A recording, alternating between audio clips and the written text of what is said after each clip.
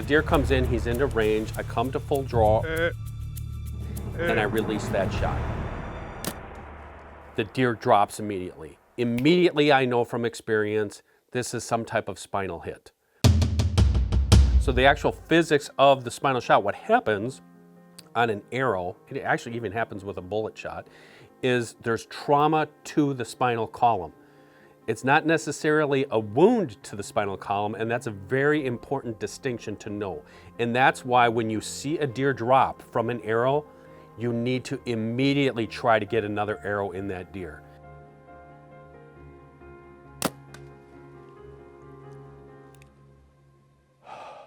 Best case scenario is you actually slice the spinal column, which is very difficult. That thing is about that big around, and it's very pliable, it's rubbery, and it's housed by bones. And those bones are really weird shaped. So it's not as easy as saying, oh, I cut the spinal column. Most times is that trauma, it just drops the deer. That's why we see on scapula shots, that brachial plexus, it's a bundle of nerves. That's why you see on a gunshot, that deer drops immediately, because that is the center housing. Think of that as the breaker box of a deer. If you hit that bundle of nerves, it's just gonna drop that deer and immobilize it, if you did enough damage to it. On an archery shot, the immediate reaction is gonna be like that, but a lot of times that deer will get its feet, so to speak, and once they get up and they start running, does it mean they're not gonna die? No, but it's gonna be really hard to find them because a lot of that bleeding is gonna be internal.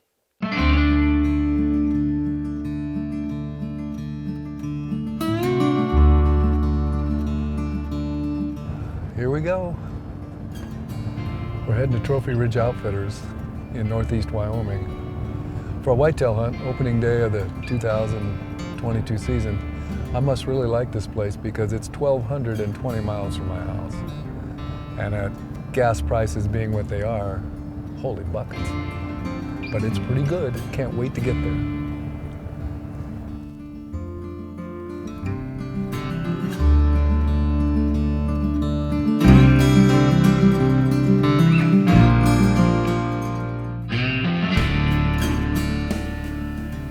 There's a good buck. He just came out of the trees. He's gonna follow those other little bucks. Oh, dude, he's still got velvet on. Deer and Deer Hunting TV is brought to you by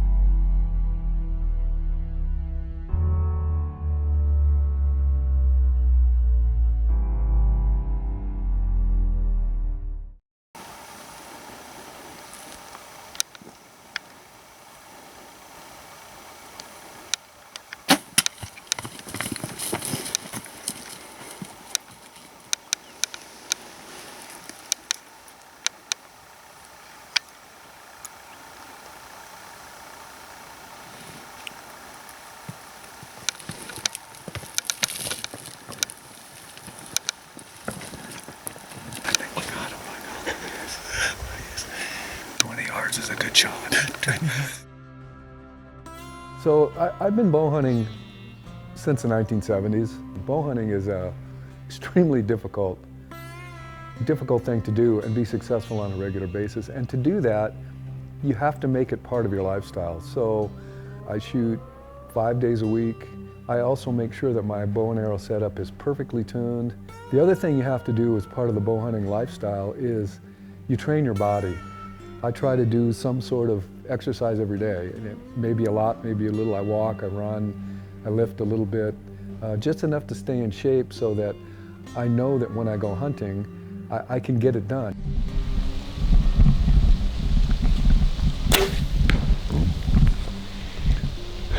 He's gonna ride in the truck. The thing you learn about bow hunting, if you do it a lot, is that things happen. Things still go wrong, and you still have to know the distance and make the shot and practice, and we all make mistakes.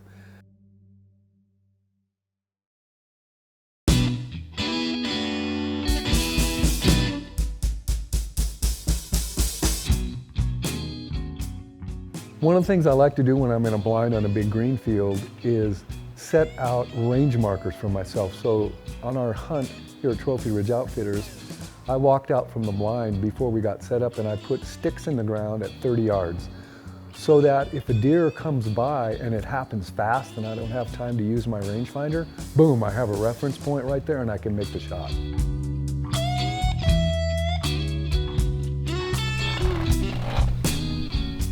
It's hot, real hot, dang hot,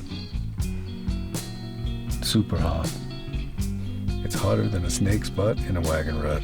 That's how hot it is. It's hot. I mean, it's like I want to take my clothes off hot. And it's 4 o'clock and we're like, well, we're not going to see a deer for 3 hours, you know, the last 10 minutes.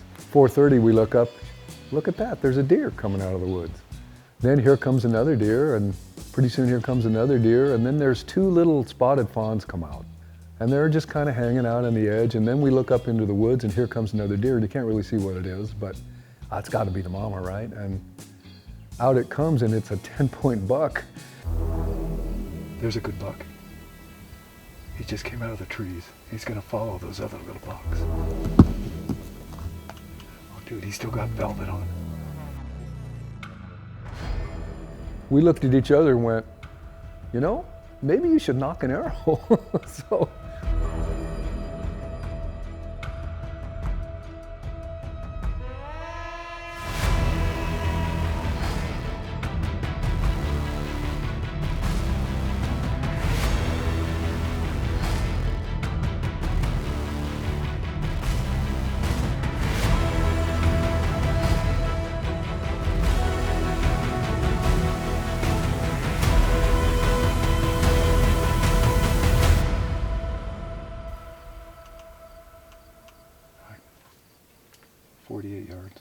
We've been practicing the shot.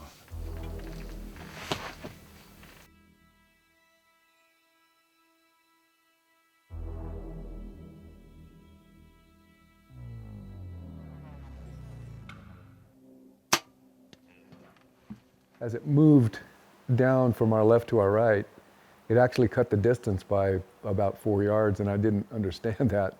So when I got to the zone to shoot, I shot for 48.5 yards, and the deer was only 44 yards, so I shot high. I had to get out and put another arrow in it.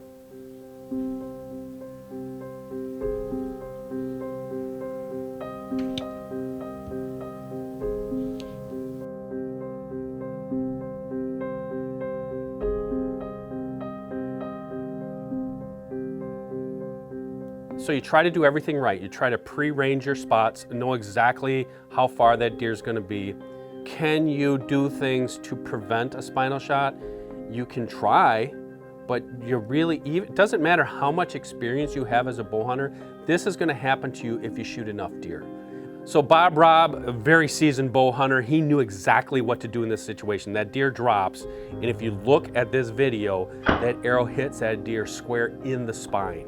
Bob knew in that moment that getting any arrow in that deer was gonna help keep that deer down. Get it in the thoracic cavity, if at all possible. It could be in the lungs, it could be through the liver, it could be through the guts, doesn't matter. Another arrow into that deer is gonna help. It's gonna help keep that deer down. If that deer gets its feet and runs off, now you're really gonna have a tough trail.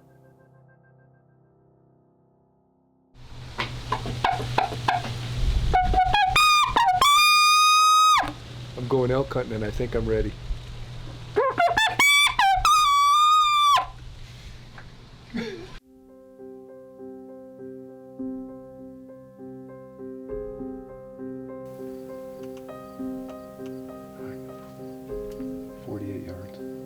Practicing the shot.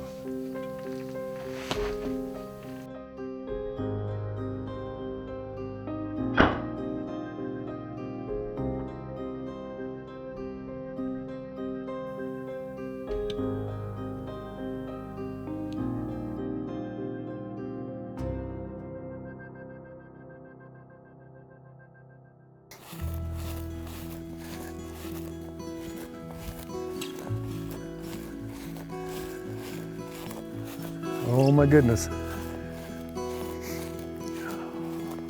Oh boy. Here's a beautiful buck for opening day. 100 degrees, September 1st, 2022, here in northeastern Wyoming at Trophy Ridge Outfitters. My third buck in a row in 3 years, and this place is fabulous. So this buck came in he started out about 70 yards and he was rolling. We had some range markers set out there, and I hit him with the rangefinder at 48.5 yards, and when it came to full draw, he came a little closer, and he was actually 44 when I shot, so I hit him high through the spine and he went down. And so when that happens and they go down, you have to just get on them and finish the deal. So I got out of the blind and was able to get another arrow in him within 60 seconds, and that ended it. So that's what happens when the shot's not perfect. You just gotta clean up your mess and make it happen, and try to do it as quickly and cleanly as you can. So I feel blessed. And when I shot, he was at 45, so I shot a little high. Congratulations, buddy. Nothing wrong with that. He needs 2 more years, but he ain't gonna get it. He ain't gonna get it.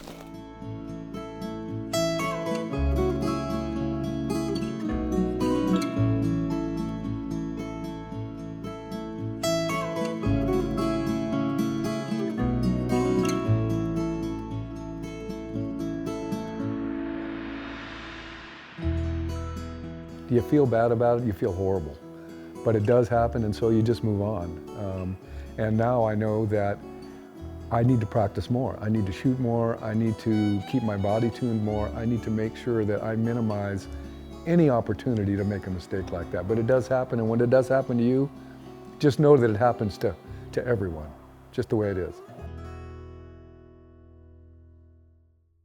Spinal shots happen. If you bow hunt long enough, you're going to shoot a deer in the spine. Knowing what to do next is most important, and what's most important is getting up, moving, being decisive, getting another arrow in that deer if necessary to make sure you make a quick, clean kill. Deer and Deer Hunting TV is brought to you by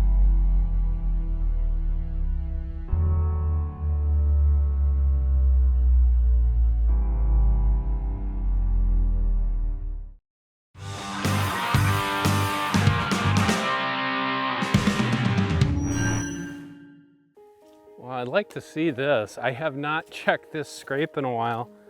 The deer are still using it. Yeah, that's empty. I knew that was empty. What I really like to do when I'm replenishing my mock scrapes, I use 2 different products. I've got Golden Scrape. I use this a lot. That's a urine-based scent. Love it. Today I'm recharging this one with the Hot Scrape. This is a synthetic scent. It has what they call scent reflex technology. It's a synthetic property in that scent that makes it last longer and it makes it stronger, and deer really react to it. But you can see this nice deer trail. They come through here. They probably work this. It's considered a licking branch to them. They might work the ground there, but it really has these deer coming through and checking this spot, checking in, so to speak. So, the thing you have to understand about scent drippers, any kind of attractant scent for deer, is they are curious, they will check it out, but you can't just put it anywhere. You can't just blunder in the woods and hang it up and think, oh, the deer are gonna come here like crazy. The best place to put these things is where deer are already traveling. And then what I do is I plan my ground blind setups or my tree stand setups accordingly, especially to have a nice shot to this area. I actually have a tree stand right over here, so if I have a buck coming down this trail, I can shoot him if he gets into here. They're naturally gonna be attracted to it, and also with a scrape, they're trying to check in on what other deer are around.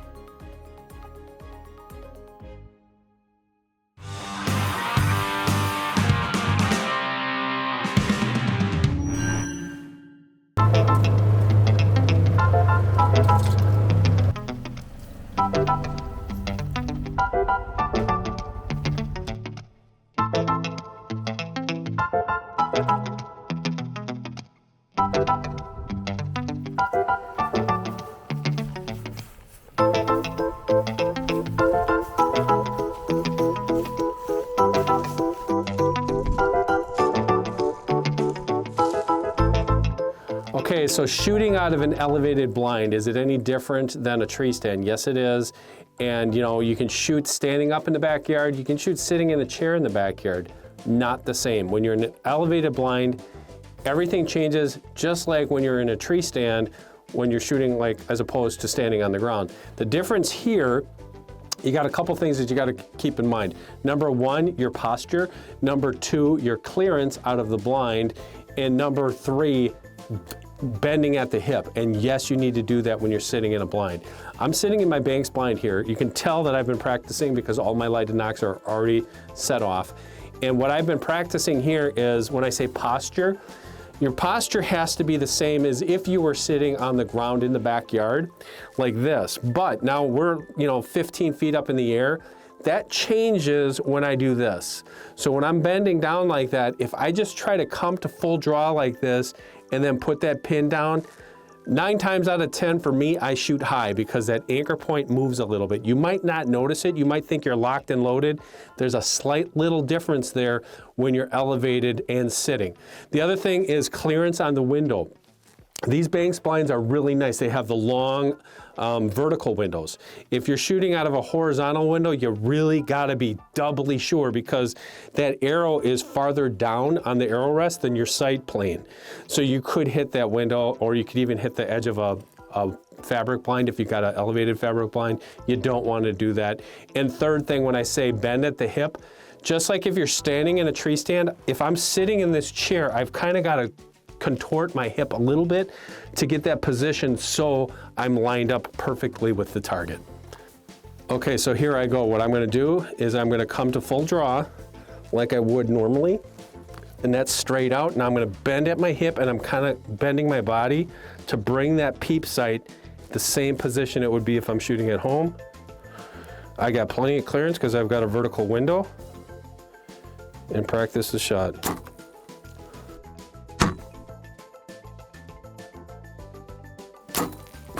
It went right past the camera. I mean, I missed the camera by that much.